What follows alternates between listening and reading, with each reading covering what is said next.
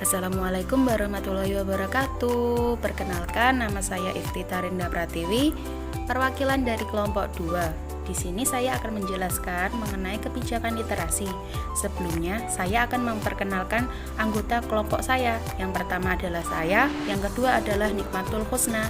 Oke, kita lanjut ke penjelasannya.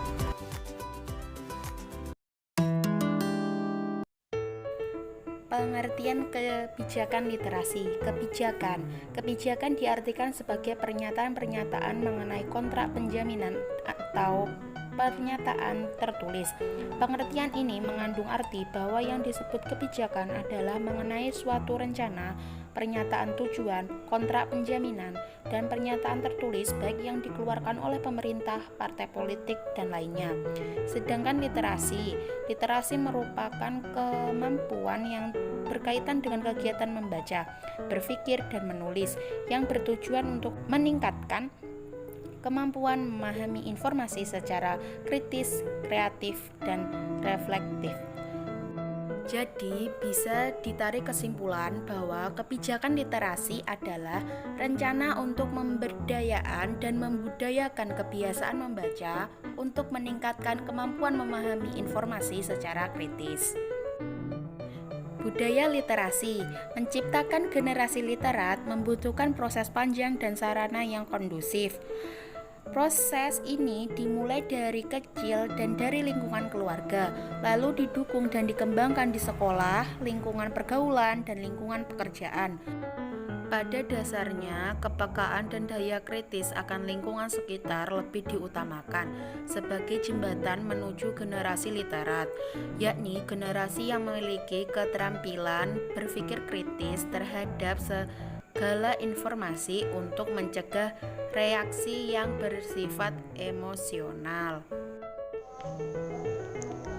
Kebijakan literasi di Indonesia. Untuk menumbuh kembangkan literasi, maka dikeluarkan beberapa kebijakan, yaitu 1.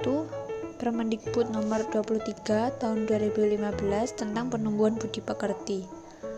Kemudian Undang-Undang Dasar tahun 1945 pasal 31 ayat 3 serta dibentuknya Gerakan Literasi Nasional atau GLN dan Gerakan Literasi Sekolah atau GLS.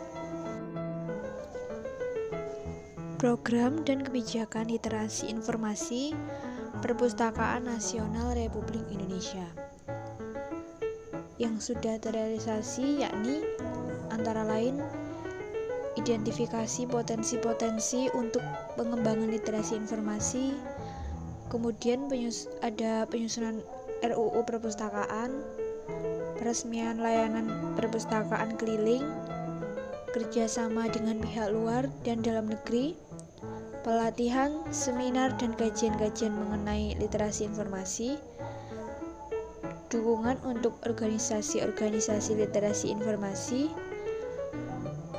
kemudian lomba-lomba penulisan, kampanye dan penggerakan minat baca di masyarakat, dan lain sebagainya. Pembahasan yang terakhir adalah implementasi kebijakan literasi. Implementasi ini terbagi menjadi 3. Yang pertama, di perguruan tinggi.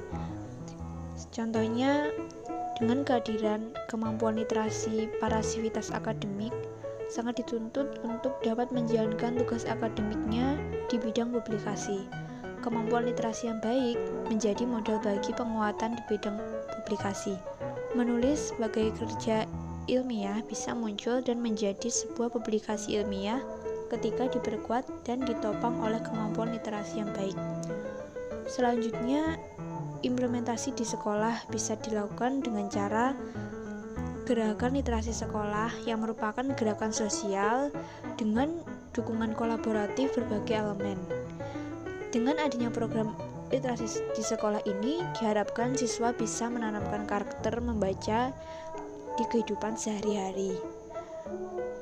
Selanjutnya, di masyarakat. Implementasi literasi di masyarakat bisa dilakukan dengan cara membangun taman baca di sekitar pemukiman warga. Sekian dari penjelasan kelompok kami mengenai kebijakan literasi. Jika ada salah kata maupun pembacaan yang salah, saya mohon maaf. Oke, sampai jumpa. Wassalamualaikum warahmatullahi wabarakatuh. Bye bye.